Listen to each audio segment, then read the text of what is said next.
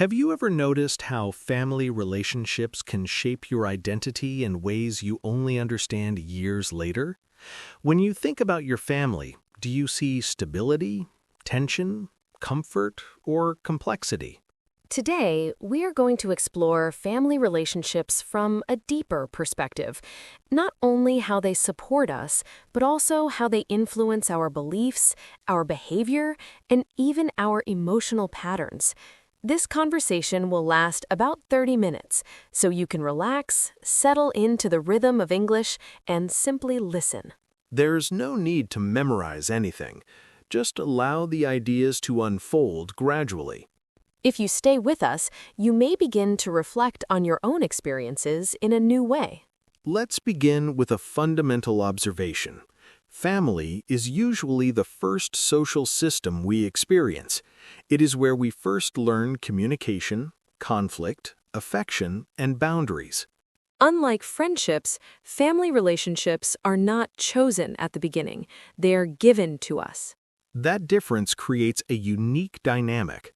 Choice influences expectation. Obligation influences responsibility. In many families, love and tension coexist. Affection does not eliminate disagreement. Listen closely to this next idea. Family relationships often carry emotional history that extends across decades. That history shapes reactions. A simple comment may trigger a response that feels disproportionate. Because it is not only about the present moment, it is connected to accumulated memories. Many learners notice that vocabulary related to family becomes more nuanced at advanced levels. Words like dynamics, generational patterns, and expectations describe complex interactions. Generational patterns are particularly interesting. Behaviors and beliefs often repeat across generations, sometimes unconsciously. For example, attitudes toward education, work ethic, or emotional expression can be transmitted without explicit instruction. This situation is very common. A parent may replicate the communication style they experienced as a child. Even if they once promised themselves they would act differently. Recognizing these patterns requires reflection. Reflection creates awareness. And awareness creates the possibility of change. Now let's consider expectations. Family expectations can provide motivation, but they can also create pressure. In some families, success is strongly emphasized. Achievement becomes central to identity. In others, emotional closeness is prioritized over performance. These differences influence how individuals define self-worth. If achievement is constantly reinforced, a person may associate love with performance. If emotional warmth is emphasized, they may associate love with presence and availability. Neither approach is inherently superior, but balance often produces healthier outcomes. Balance requires communication, and communication in families can be complicated. Listen carefully to this next reflection. Family members sometimes assume they understand each other completely. That assumption can reduce curiosity, and when curiosity disappears, misunderstanding increases. Curiosity sustains connection, even in long-standing relationships. Asking thoughtful questions can renew familiarity. It allows family members to see each other as evolving individuals. Because identity is not static, people change across life stages. A child becomes an adult. A sibling becomes a parent. Roles shift, and when roles shift, relational dynamics must adapt. Adaptation is not always easy, especially when previous hierarchies were clearly defined. For example, when adult children begin making independent decisions, parents may struggle to redefine their involvement. This transition often requires renegotiation of boundaries. Boundaries create clarity. Without boundaries, resentment can slowly accumulate. Resentment often emerges from unspoken expectations, expectations that were never explicitly discussed. This is very common in family systems. Silence may appear peaceful, but it can conceal tension. Open dialogue may feel uncomfortable at first, but it often reduces long-term friction. Let's explore emotional support within families. Support can be practical, emotional, or symbolic. Practical support includes financial assistance or daily help. Emotional support involves listening and empathy. Symbolic support may appear in the form of encouragement or recognition. When these forms of support are balanced, individuals often feel secure. Security fosters confidence, and confidence influences long-term well-being. Now consider conflict. Conflict within families can feel more intense than conflict with acquaintances. Because emotional investment is deeper, the stakes feel higher. Yet conflict can also clarify values. It reveals what truly matters to each person. Listen closely to this next part. Mature conflict resolution requires empathy and self-regulation. Self-regulation allows individuals to pause before reacting impulsively. Empathy allows them to interpret behavior in context rather than as a personal attack. Over time, families that practice constructive dialogue often develop stronger cohesion. Cohesion does not mean uniformity, it means commitment to mutual respect despite difference. As we continue, let's reflect on distance. Physical separation, such as living in different cities, can alter family dynamics. Sometimes distance increases appreciation, absence can highlight value. Other times, distance creates emotional drift, especially if communication decreases. Intentional contact becomes essential. Even brief conversations can sustain connection. And yet, connection is not only about frequency, it is about presence and authenticity. As we reflect on these themes, notice how family relationships combine obligation, affection, history, and growth. And there are still deeper layers to explore.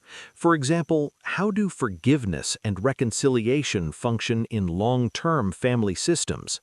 And how does individual independence coexist with collective identity? Let's continue exploring these questions together. Let's continue by exploring forgiveness, because in long-term family relationships, forgiveness is rarely a single event. It is often a gradual process that unfolds over time. Forgiveness does not necessarily mean forgetting. It means choosing not to let past injury define the present interaction. In families, history is extensive. Shared memories can be both comforting and painful. Listen closely to this next idea. When people revisit old conflicts without reflection, they often relive the same emotional pattern. But when they revisit those conflicts with maturity, new interpretation becomes possible. Maturity allows reinterpretation. Reinterpretation can reduce emotional intensity. This shift is subtle but powerful. It transforms rigid narratives into flexible ones. Now consider reconciliation. Reconciliation requires acknowledgement. It requires accountability. Accountability does not weaken authority, it strengthens credibility. In family systems, power structures often exist. Parents, siblings, extended relatives each occupy different roles. As individuals grow older, these roles evolve. Authority may shift, dependence may decrease. This transition can feel destabilizing, especially when older patterns no longer fit new realities. Emotional flexibility becomes essential during these transitions. Without it, conflict intensifies. Many learners notice that advanced vocabulary often describes internal processes rather than visible actions. Words like autonomy, cohesion, and integration reflect internal balance. Autonomy refers to the ability to function independently while remaining connected. Cohesion describes the strength of relational bonds. Suggests that individual identity and family identity coexist harmoniously.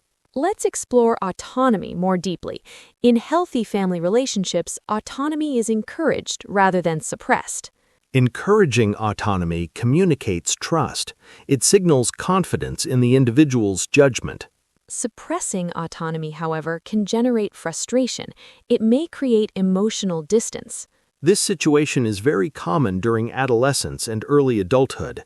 As independence increases, friction may temporarily intensify. Yet, friction does not necessarily indicate failure. It may reflect growth. Growth often involves negotiation.